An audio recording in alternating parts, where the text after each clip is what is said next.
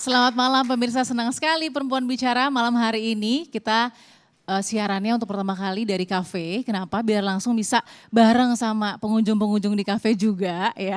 Walaupun tadi sedikit di awal mungkin kita lihat ini temanya berat ya. Soal dianggap ada penghinaan. Ini Bang Rocky Gerung terancam masuk bui. Waduh, sudah menjadi pusat perhatian dari publik juga dibicarakan banyak pihak. Ada laporan juga sudah masuk ke polisi. Pasti para pengunjung, teman-teman pengunjung sudah baca juga beritanya. Nah, kita akan bahas malam hari ini selama 1 jam ke depan. Saya Balkis Manisang akan menemani Anda di Perempuan Bicara. Dan tentu yang bicara juga kan perempuan-perempuan gitu ya. Karena perempuan bicara. Nah, saya perkenalkan dulu ya. Yang pertama ada Prof. Husnul Maria, dosen ilmu politik Universitas Indonesia. Assalamualaikum warahmatullahi wabarakatuh. Waalaikumsalam Prof, terima kasih. Ya, Kak Bilkis. Kita santai-santai tapi serius ya. Di kafe soalnya. Iya di kafe soalnya Prof, jadi biar kita banyak bisa berbincang juga dengan teman-teman. Oke, lalu kemudian ada Ibu Niknik M. Kuntarto, saya panggilnya Bu Nik aja ya. Ahli forensik linguistik. Selamat malam semuanya. Salam cinta bahasa Indonesia. Baik, salam cinta bahasa Indonesia ya. Oke. Lalu kemudian juga ada Ibu Leli Ariane, pakar komunikasi politik UNAS, saya panggilnya Uni Leli. Selamat malam. Selamat malam Balkis. Terima Sehat kasih ya. Uni sudah hadir di sini. Oke baik, dan satu lagi ini kayaknya yang paling merah menyala ya. Ada Mbak Sheryl Tanzil, politisi PSI, apa kabar? Selamat malam Mbak Sheryl. Halo semua, thank you untuk kesempatannya diundang bisa satu forum dengan senior-senior semuanya. Senang, ini sudah gak sabar mau nunggu ya. Tapi kita juga nanti akan dengar dari para pengunjung kafe yang ada di sini. Nah, kita lihat dulu informasinya seperti apa tentang dugaan menghina presiden. Rocky terancam masuk bui. Rocky Gerung kembali melontarkan pendapat kontroversial. Dugaan penghinaan kepada Presiden Joko Widodo saat Rocky menyinggung langkah presiden yang pergi ke Cina untuk menawarkan ibu kota Nusantara. Potongan video Rocky tersebar di media sosial. Buntutnya Rocky dilaporkan ke polisi atas dugaan penghinaan kepada Presiden Jokowi. Lalu, bagaimana respon presiden terkait kata-kata Rocky? Apa? Terakhir, paling terakhir. Itu hal kecil lah. Saya kerja aja. Ya. Kepala Kantor Staf Kepresidenan Muldoko ikut bersikap. Jangan coba-coba ganggu Presiden Jokowi. Saya akan berdiri paling depan. Sementara ada juga elit politik yang menganggap pernyataan Rocky Gerung masih dalam batas wajar. Kalau seperti ini, jadinya kritikan atau hinaan.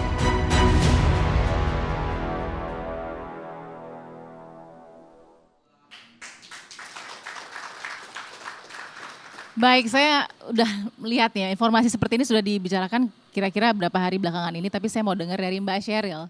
Mbak Sheryl, jadi Bang Rocky kan memang terkenal dengan suka mengkritiknya begitu kan. Memberikan input-input yang konstruktif dan mungkin juga menggigit gitu ya Mbak Sheryl. Oke, tapi menurut Mbak Sheryl apa yang diucapkan Bung Rocky dalam sebuah forum begitu ya, penghinaan atau seperti apa? Oke, thank you ya untuk kesempatannya. Kalau saya sebagai orang yang mengagumi Pak Jokowi dan sebagai orang yang ngefans sama Pak Jokowi tentunya itu sebel banget dengar Rocky Gerung ngomong seperti itu. Tapi Rocky will be Rocky.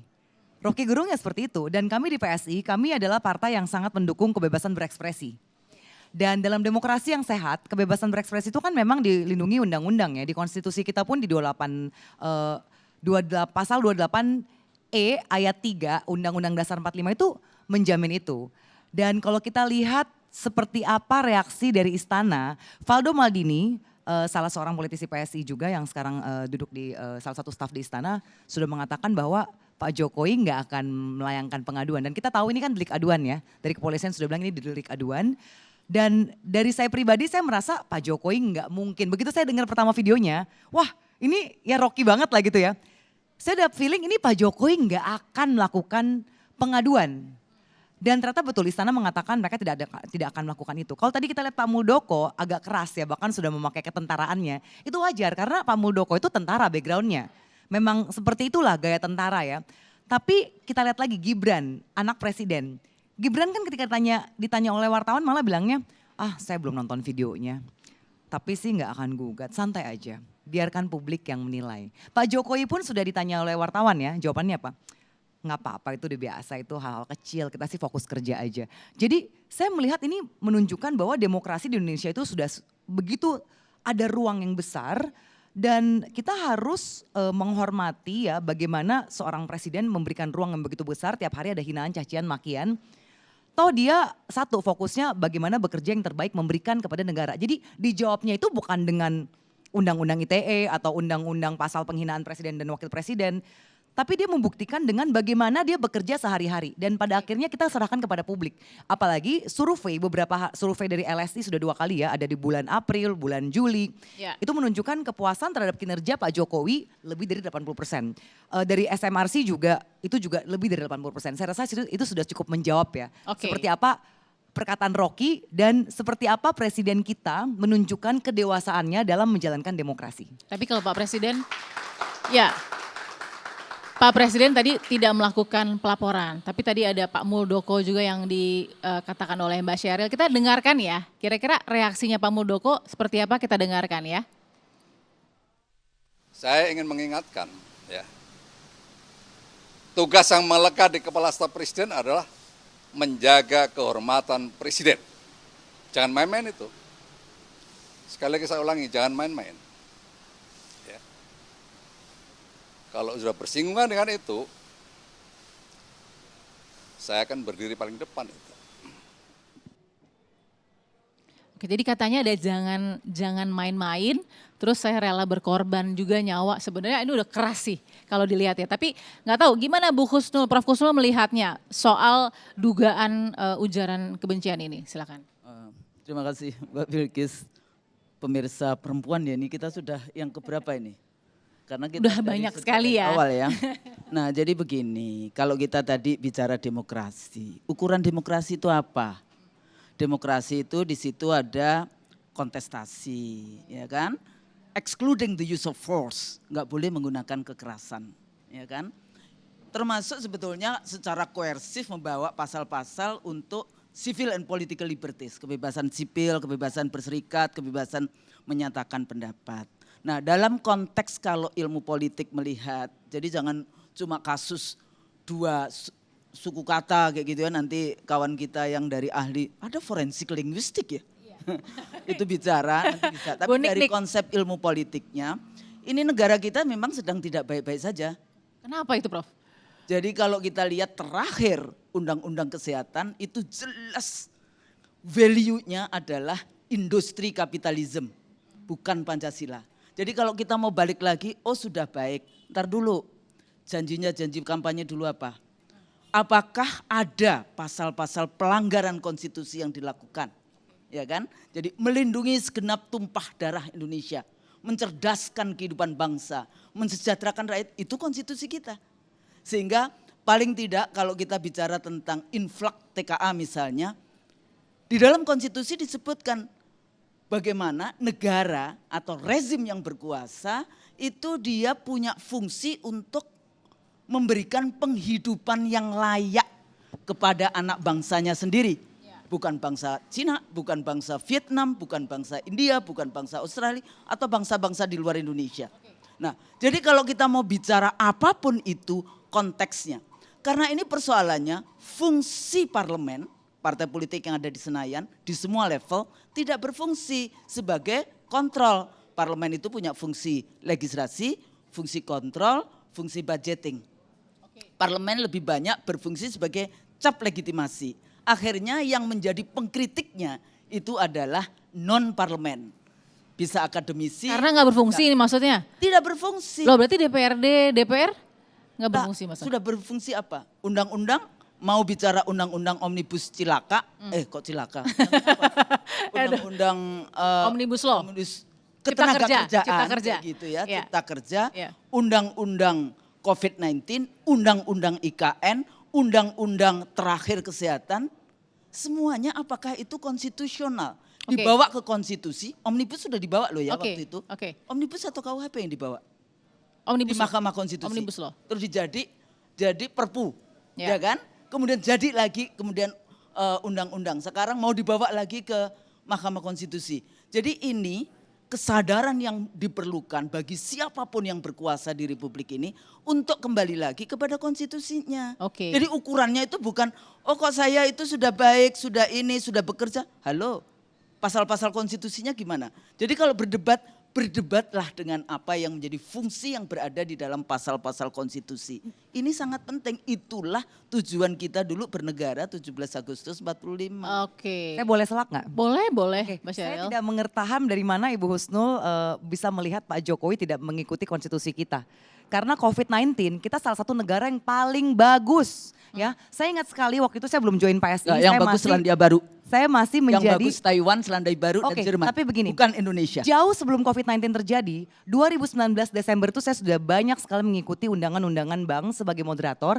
Pada saat itu semua pengamat mengatakan bahwa 2020 itu akan bahaya karena sudah ada indikator yang mengatakan bahwa akan terjadi pelambatan perekonomian pertumbuhan dunia. Dan tiba-tiba Maret kita harus PPKM karena terjadi outbreak di Wuhan, di Tiongkok. Oke. Dan Indonesia itu dengan kita populasi keempat terbesar di dunia, itu sangat baik pemerintah. Tidak ada riot, bahkan di Tiongkok yang negara superpower yang katanya adik kuasa bisa mengalahkan ekonomi US aja, itu sempat demo berjilid-jilid. Jadi Dan menurut Mbak Sheryl itu sesuai konstitusi ya? Nah kalau menurut saya gini, kita harus melihat bagaimana negara pada saat dunia menghadapi sesuatu yang pandemi yang istilahnya tuh nggak Nah, ada sekarang yang plan kita gitu ya. bicara Itu pada bisa level- berhasil begitu loh. Pada level Oke. apa ini? Nah, jadi saya nggak ngerti konteksnya Rocky Enggak, Gerung. oke, diberikan pemahaman. Adik, ya, saya dosen ilmu politik Universitas Indonesia. Oke. Saya menjadi pembimbing mau omnibus law, mau ini dan sebagainya. Semuanya juga sudah mengatakan. Jadi nggak usah terlalu. Tidak konstitusionalnya di mana? Loh, yang tadi itu.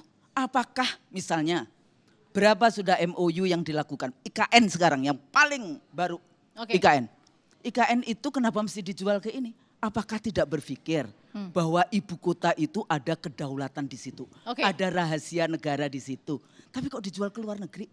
Faham nggak apa artinya kedaulatan? Bukti dijualnya bagaimana, Oke, Prof? kita stop dulu. Kan jualan, dibuka investasi. Between quote itu adalah jualan. Tapi kalau konsep omnibus law, sekarang pertanyaannya, yang dibela oleh undang-undang omnibus itu buruh Indonesia atau para bandar? Ditahan Atau sampai para- situ, Prof. Itu Ditahan sampai masalahnya. situ. Aduh, ini udah panas ya baru pertama. Buruh Indonesia, merasa, buruh anak bangsanya oke, sendiri. Saya merasa Prof memang mewakili Rocky Gerung sekali ya. Ya. Ini melanjutkan Mewakili. perkataan Rocky Enggak, Gerung gini, berarti gini, ya. gini. Saya Mbak dosen Sheryl. ilmu politik Oke. 30 hampir 40 tahun. Prof Kusnul, with Jadi all saya due nggak respect. mewakili siapa-siapa, saya mewakili sebagai Oke. seorang scholars, ilmuwan Oke, politik. ditahan sebentar, Gitu, Prof Husnul, ya. with all due respect, Mbak Sheryl juga thank you. Tapi kita harus balik lagi ke topik kita malam hari ini. Setelah ini saya mau balik lagi. Ini kan kita bicara bagaimana konteks Bung Rocky mengatakan hal itu yang kemudian berujung dengan apakah ini penghinaan atau hanya kritik tadi yang dikatakan oleh Bu Husnul. Sesaat lagi tetap di Perumahan Bicara.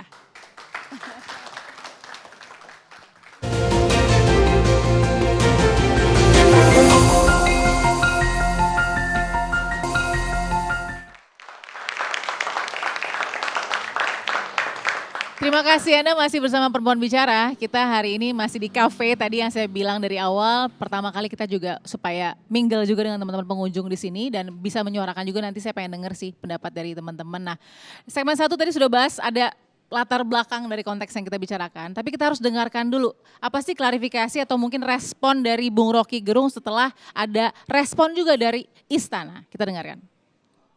Kecurigaan saya bahwa ada kondisian di publik akhirnya secara metodologis saya hubungkan dengan pernyataan Pak Muldoko. Dia marah juga tuh. Saya akan pasang badan. Tentu. Jadi saya bertanya, Pak Muldoko ini relawan statusnya juga. Karena bahasanya sama, kami pasang badan. Padahal Pak Muldoko itu pejabat publik yang mestinya dengan dingin mengatakan bahwa oke, ada problem, mari kita selesaikan secara argumen atau secara hukum itu. Pasang badan artinya itu bukan bahasa dasar dari seorang pejabat publik kan. Kayak preman itu mau pasang badan itu. Padahal ini pikiran saya yang saya kritik dengan cara yang sangat tajam, dengan bahasa yang saya pilih tajam. Tapi tidak diarahkan pada pribadi Presiden Jokowi, tapi pada lembaga publik, yaitu kabinet bahkan yang di dalamnya ada Pak Muldoko. Jadi kita gagal untuk membawa bangsa ini pada percakapan intelektual. Baik, tadi penjelasannya Bung Rocky tidak kepada pribadi Pak Presiden, tapi kepada pribadi personal atau di dalam justru lembaga, pribadi entitas lembaga atau kabinet itu sendiri yang dikritik. Saya mau mulai dari Uni Leli dulu. Silakan Uni, secara pakar komunikasi politiknya, seperti apa sih yang coba diramu oleh Bung Rocky dalam klarifikasinya juga gitu? Silakan. Ya, pertama saya ingin sampaikan kalau Mbak Husnul politik murni ya, politik. Kalau saya komunikasi politik. Jadi dia nisbat antara politik dan komunikasi. Jadi dengan pendekatan itu saya mencoba melihatnya berdasarkan perspektif keilmuan saya. Saya sama lamanya sama Mbak Husnul jadi dosen hampir 40 tahun gitu. Jadi artinya udah senior, kami berdua ini senior di sini ya. Jadi gini, dalam komunikasi politik itu berdasarkan hasil penelitian saya selama 30 tahun lebih itu, saya menemukan bahwa ada nuansa kekerasan politik itu tidak hanya berbentuk fisik, tapi juga bisa psikologis. Misalnya gini, karena kalau anak ilmu komunikasi itu dari awal dia masuk kuliah selalu diajarkan tuh. Bagaimana kita membedakan antara kritik dengan bahasa komunikasi. Karena sebenarnya dalam komunikasi politik itu diam pun berbicara. Ekspresi wajah, tarikan di bibir dan kening gitu, cara menoleh, semuanya berkomunikasi politik. Kalau saya mengatakan sama Balkis misalnya, Balkis saya suka jambu monyet. Lalu diksinya saya rubah, Balkis saya suka jambu monyet gitu kan. Itu definisinya akan berubah. Makna, karena pesan komunikasi itu sebenarnya tidak punya makna. Kecuali orang yang menerima pesan itu menerjemahkan makna itu, mempersepsikan makna itu. Nah karena itulah apa yang dikatakan Rocky Gerung itu menjadi seperti itu ya nuansanya. Kalau soal penghinaan bukan wilayah saya, itu wilayahnya Polda yang sudah diadukan. Saya melihatnya tentang kekerasan dalam komunikasi politik. Misalnya lagi, saya umpamakan dengan diri saya sendiri. Itu saya kan kulit saya tidak terlalu putih nih seperti Cheryl.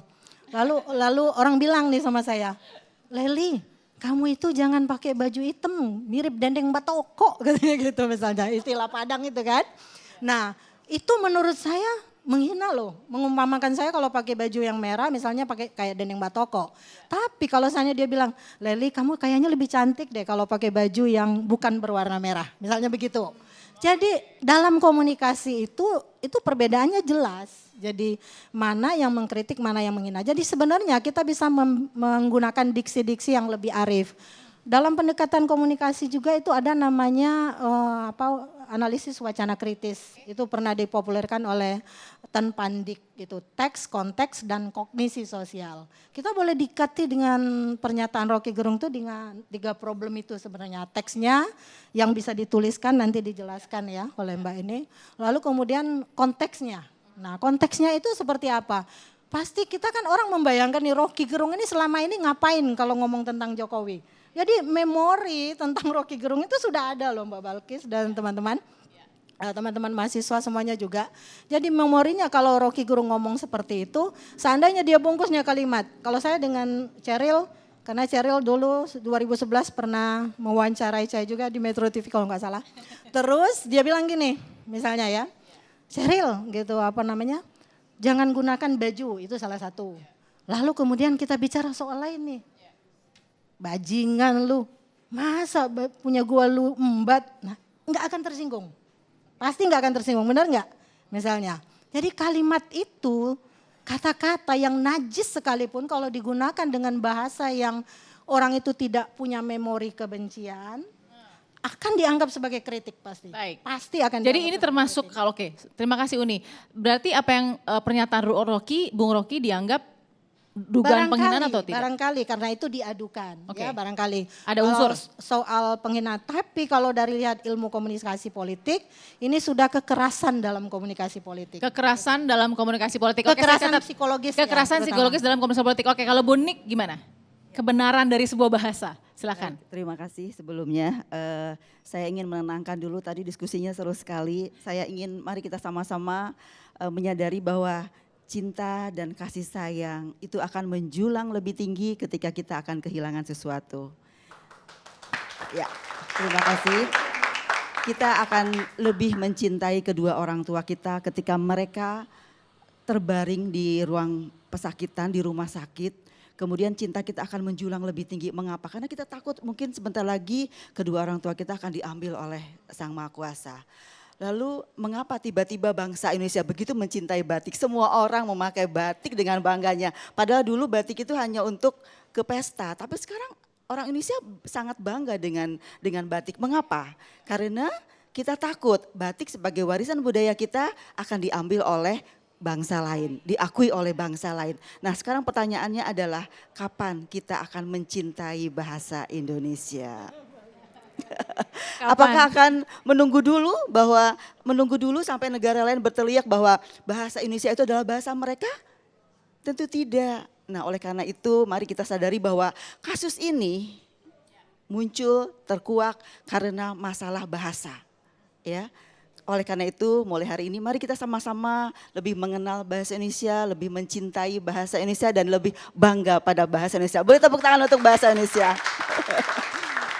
Luar biasa nih, ini background yang penting tadi. Oke, silakan. Kalau soal kebenaran pernyataan. Sekarang mengenai penggunaan bahasa yang dilakukan oleh Bapak Rocky Gerung, ini seperti gunung es.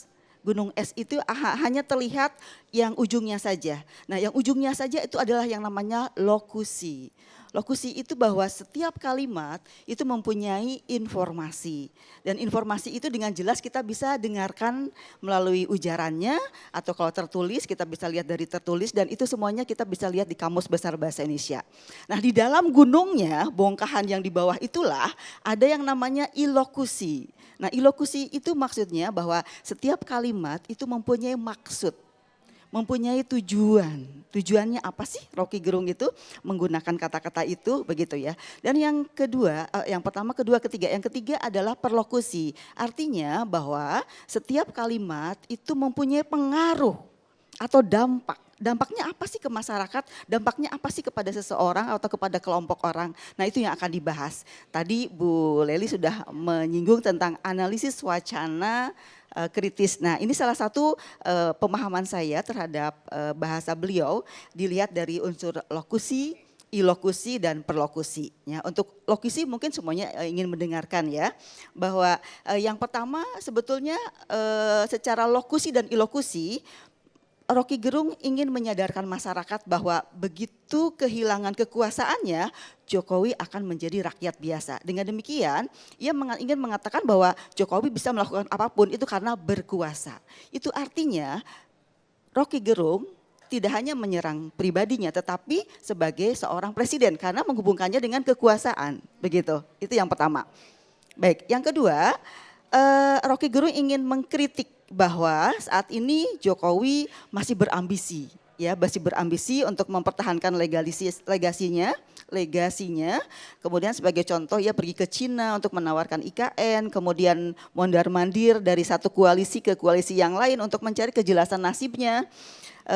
Jadi Rocky Gerung ini menginformasikan bahwa Jokowi sedang memikirkan nasibnya sendiri kelak setelah tidak menjabat. Begitu, itu yang kedua.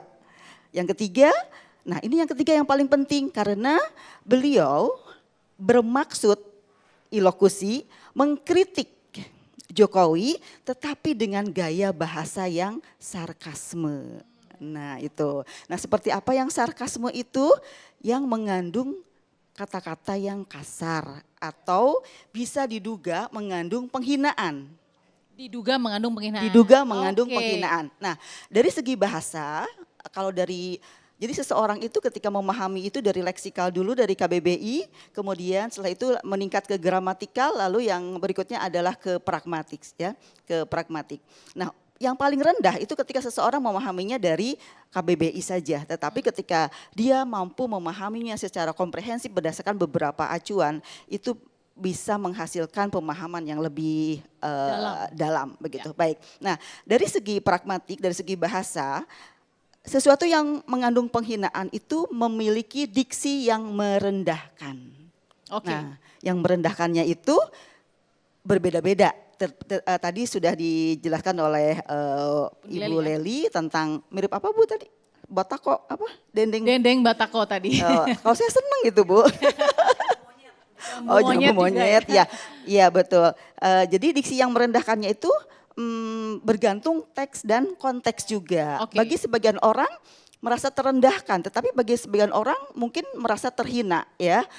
Dan itu sesuatu yang tidak merendahkan itu adalah ketika umpatan itu digunakan oleh orang-orang atau oleh mitra tutur yang saling akrab. Dekat. Baik. Dekat. Nah sekarang pertanyaannya adalah apakah Bapak Rocky Gerung dan Jokowi itu akrab? Ditahan sampai situ. Pertanyaannya biar nanti yang jawab Mbak Sheryl. Oh, salah. Nanti kita sambung. Oke, ini sudah keilmuan yang harus kita dengarkan tadi dan kita juga mendengar ya nanti teman-teman pengunjung, adik-adik pengunjung kira-kira apa sih yang ada di benaknya nih dengar pernyataannya Bung Rocky sesaat lagi ya, tetap di Perempuan Bicara.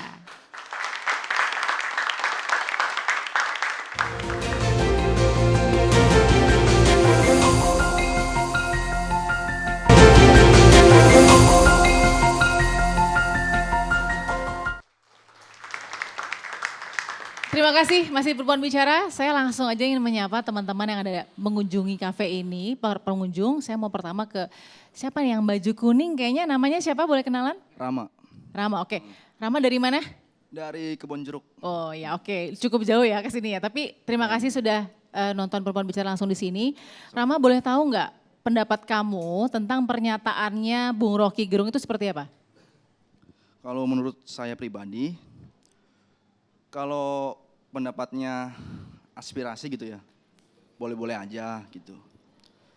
Tapi kalau konteksnya itu kayak bahasa sarkasmenya itu ada, itu nggak setuju sih gitu. Jadi kalau mau ngeritik itu harus ada kata sopannya, apalagi buat presiden gitu.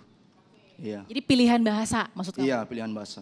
Oke, jadi itu yang kurang kamu setuju ya pilihan Iya, kurang bahasa? setuju. Ini nggak disetting kan ya jawabannya? Enggak lah, Nggak enggak. disetting sama presenternya kan? Langsung dicek, disetting nggak?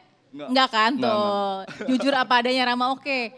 Kita mau tanya yang perempuan dong, siapa nih? Nah, ini yang udah ngelirik-lirik nih. Siapa namanya?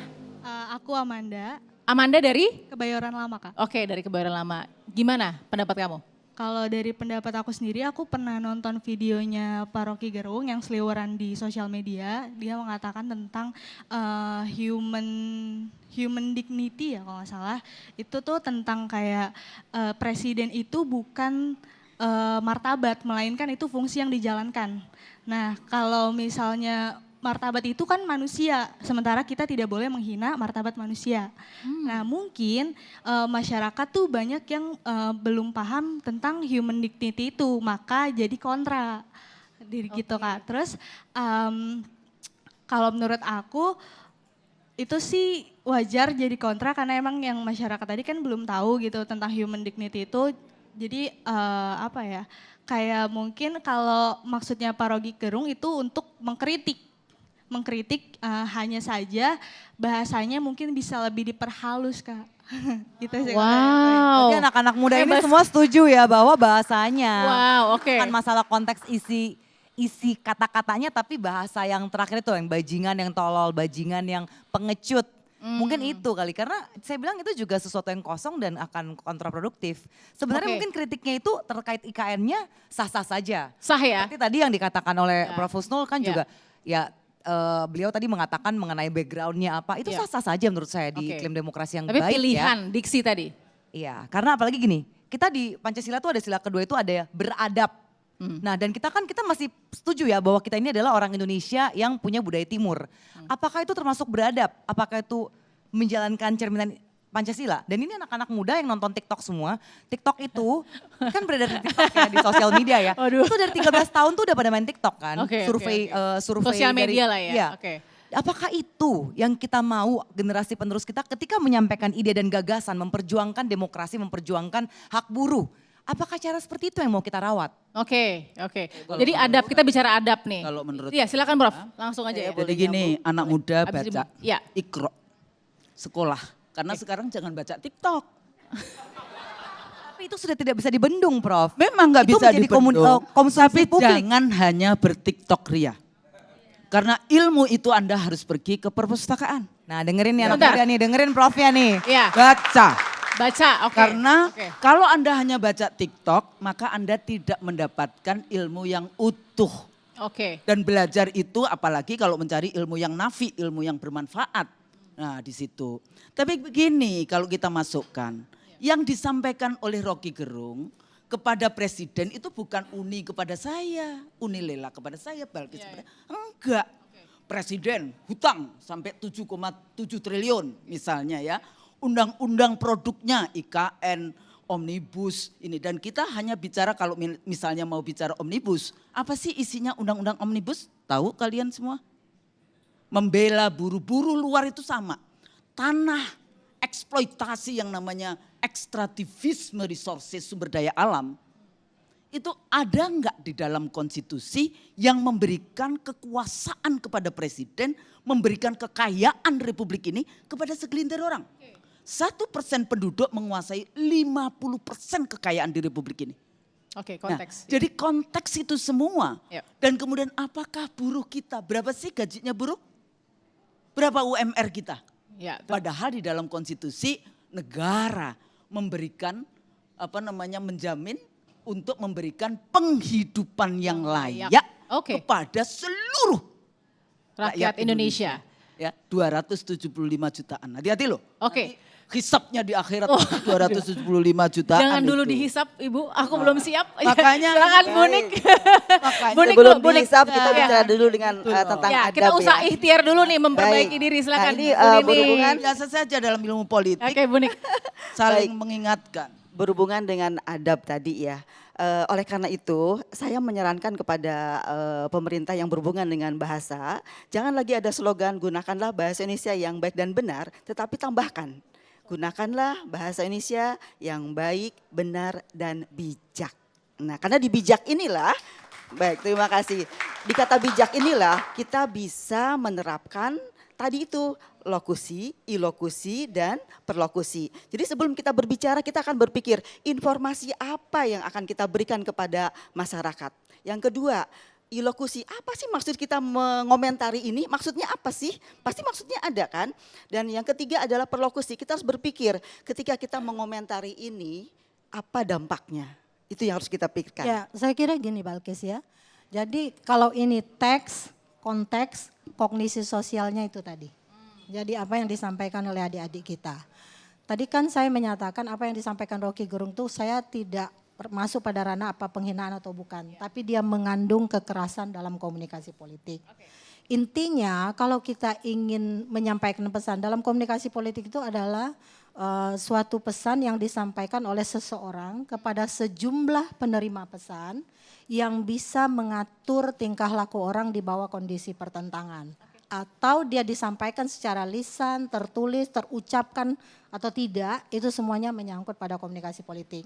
Jadi kalau tadi dari dua orang ini saja kita sudah membaca kognisi sosialnya seperti apa, belum lagi Mas yang dua. Intinya sebenarnya generasi muda itu menginginkan modeling dari para, apalagi Rocky Gerung, saya Mbak Usnul ini kita bertiga ini adalah termasuk Rocky Gerung akademisi yang mendidik alhamdulillah selama hampir 40 tahun mengajar ini udah ratusan ribu mahasiswa yang kita didik.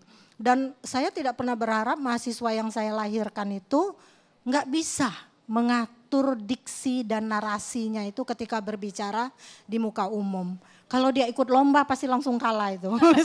Oke. Mbak Leli, jadi kita kapan boleh menggunakan kata-kata kasar? Benar. Kapan dong? Untuk apa kita menciptakan bahasa Ya, kasar? tapi kan di dalam etnolinguistik kita. Ya. Kalau Anda sudah pada level yang, kalau Anda aktivis ya, jadi bukan hanya dosen linguistik menganalisis atau komunikasi. Kalau Anda aktivis dan melihat kondisi bangsa yang sudah hancur di banyak lini, ya, di depannya aktivis buruh dengan adanya undang-undang omnibus yang dilempar ke sana, sudah dikritik dan saya tahu sebetulnya siapa yang drafting undang-undang itu karena sejak dari awal saya seringkali diundang dan akhirnya ketahuan gitu loh siapa. Ternyata di dalam undang-undang itu tidak membela yang namanya para buruh-buruh, anak bangsanya sendiri. Oke. Dan Anda di situ diajak untuk what can I do, what can we do. DPR sudah ketok palu. Jadi kepada siapa? Jadi Maka pilihannya bersuara. Kepada yang namanya non parlemen itu tadi. Di situ ada tokoh-tokoh. Gitu Ya. ya. Tapi kalau ngomongin komunikasi, Anda pernah dengar bagaimana presiden pernah berbicara, bunuh saja. Pernah dengar rakyatnya dibegitukan? Pernah?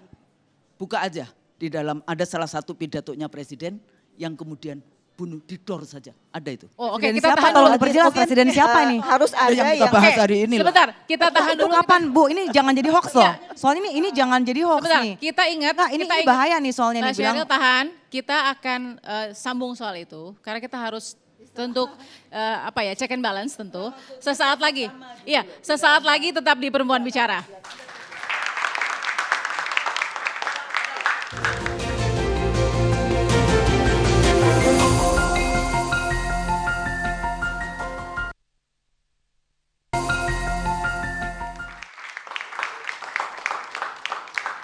Ya, sebelum berakhir pekan dilanjutkan, kita mau dengar dulu nih closing statement juga dari masing-masing karena ini penting.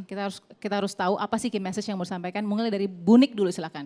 Wow, saya dulu. Ya, Terima silakan kasih. Bu Nik. Baik, saya ingin mengajak teman-teman di sini juga di seluruh Indonesia, kita harus bisa membedakan antara agitasi dan provokasi. Nah, ketika agitasi itu berarti tadi dikatakan oleh siapa nama anak? Rama, boleh saja kalau itu aspirasi begitu ya. Itu boleh saja berbicara kasar, sama halnya ketika mari kita ingat beberapa puluh tahun yang lalu, Soekarno itu adalah agitator yang keren. Bunuh Belanda, pukul Belanda, itu tidak masalah begitu karena berbicara atas nama Indonesia untuk orang lain. Tetapi itu namanya agitasi. Tetapi ketika kata-kata yang kasar itu dengan sarkasme diucapkan secara umum, itu namanya provokasi. Karena itu tadi ada perlokusi, ada imbas, ada dampak dari bahasa yang kita gunakan pada seseorang atau kelompok orang. Oleh karena itu, mari kita sama-sama menyadari 3 kata ini. Saya mengutip dari sahabat saya Ibu Dewi yang sering menggunakan 3 kata ini bahwa ketika kita berbicara, kita harus menyadari memilih kosakata, kosarasa, dan kosamakna. Baik. Karena di sanalah akan tercipta bahasa yang harmonis. Itu saja. Terima kasih. Kosa kata, kosa rasa, dan kosa makna. Oke, Uni Ya. silakan. Saya ingin meminjam kata bodoh dari Rocky Gerung, tapi coba nikmati kata ini. Gini ya, saya tidak akan menggunakan cara-cara bodoh dalam mewakili pikiran saya sehingga terlihat bodoh. Kira-kira sarkas tidak? Nah gitu kan Mbak, ini kita coba nilai kata-kata itu. Tapi intinya gini, kita bisa membedakan antara kritik dengan berupaya untuk menyerang seseorang. Contohnya nih, bukankah di parlemen itu Fahri Hamzah sama Fadlizon justru karena kritik-kritiknya mendapat penghargaan loh dari Pak Jokowi gitu kan. Artinya mereka itu kurang apa pedesnya, kritiknya. Tapi mungkin dia di parlemen. Mungkin Pak Jokowi harus melirik orang-orang yang berbicara di jalanan gitu loh. Di jalanan yang bisa mengkritik Pak Jokowi tapi tidak menggunakan kata-kata sarkasme tadi. Dan mulai sekarang kita mulai menelisik satu demi satu. Mbak tadi bilang sama Mbak Nik, yuk kita penelitian yuk mana yang menunjukkan sarkas atau tidak. Sudah Saya kira itu saatnya aja. untuk Sudah edukasi. saatnya. Ya. Jadi apa tadi? Bahasa Indonesia yang baik, benar, bijaksana. Ya. Bijaksana itu kan di sana, tapi bijak sini. Gitu ya. Baik. Itu saja. Terima kasih Uni Leli. Jangan cuma menuntut orang lain Saya berarti kasih ya. kesempatan, ini masih ada 2 menit, satu menit ya. Mbak Sheryl dulu silakan. Oke, kalau saya gini, kritik itu wajib dalam era demokrasi ya supaya negara kita bertambah bagus. Tapi ingat, kita dalam mengkritik janganlah kita membuat penggalan-penggalan yang berdana fitnah dan jadinya hoax. Kita tahu dulu Buniani menyebabkan perpecahan pada saat Buniani dan Pak Ahok. Dan tadi di sini di forum ini ada yang mengatakan Pak Jokowi pernah mengatakan bunuh dan dor. Saya ingin yang mengatakan itu di forum ini mengklarifikasi karena ketika bunuh dan dor diucapkan tanpa konteks yang lengkap, yang luas. Ini akan sangat jadinya fitnah loh, fitnah kepada Presiden Jokowi. Jadilah kita orang yang bijaksana ketika kita mengeluarkan suatu kritik. Itu adalah untuk sesuatu yang efektif, kita ingin perubahan yang lebih baik untuk negara kita. Bukan hanya karena kita punya niat jahat dan kita tidak suka dengan suatu pihak tertentu. Terima kasih Mbak Sheryl, silakan terakhir Prof. Kan kita selalu rakyat yang selalu dibilang hoax. Rakyat yang selalu dibilang menggunakan bahasa kekerasan. Tapi kita tidak berpikir bahwa rakyat ini sudah memilih wakil-wakilnya, memilih pemimpinnya, ya. Tapi kemudian pemimpinnya tidak deliver, tidak kemudian melaksanakan tanggung jawab dari negara. Ya, jadi kalau kita mau bicara seperti itu, jadi bagaimana? Rakyat harus apa? Ya, contohnya tadi, kalau misalnya tadi bahasa saya adalah tolong dicek di internet ya. Karena saya pernah mendapatkan waktu itu videonya. Jadi tolong dicek. Ada kata door, ada. Profesor, harusnya Anda sudah mencek ketika menyatakan sesuatu di depan media nasional. Mbak Sheryl kita kasih kesempatan dulu buat Kan Prof. konteksnya kenapa selalu rakyat yang dikejar-kejar. Ya kan? Tapi bagaimana para pejabat, bahasa para pemimpin di dalam memimpin Republik. Tapi enggak cuma sekedar bahasanya, kebijakannya seperti apa. Apakah itu konstitusional ataukah sesuai dengan undang-undang atau melanggar konstitusi, dan pejabat itu ya kalau melanggar konstitusi dia bisa di-impeach. Nah di sini letaknya, makanya yang namanya kritik itu menjadi sangat penting di dalam demokrasi yang tadi dikatakan dalam ilmu politik. Baik. Ilmunya di dalam konteks itu. Jadi menurut saya itu aja. Terima kasih Prof. Kita ya itu pelajaran yang diambil bijak, baik, benar tadi ya. Jangan lupa itu harus diingat. Mudah-mudahan ada edukasi yang penting di sini dan kita harus bertanggung jawab juga dengan apa yang kita ucapkan. Itu yang paling penting, oke? Jangan sampai jadi fitnah. Oke Mbak Sheryl, terima kasih Mbak Sheryl. Terima kasih Prof. Husnul, terima kasih juga Uni Leli dan juga Bu Niknik sudah memberikan ilmunya dan semua juga, Ibu Niknik dan Prof. analisanya malam ini. Kita akan ketemu lagi Perempuan Bicara minggu depan. Sampai jumpa.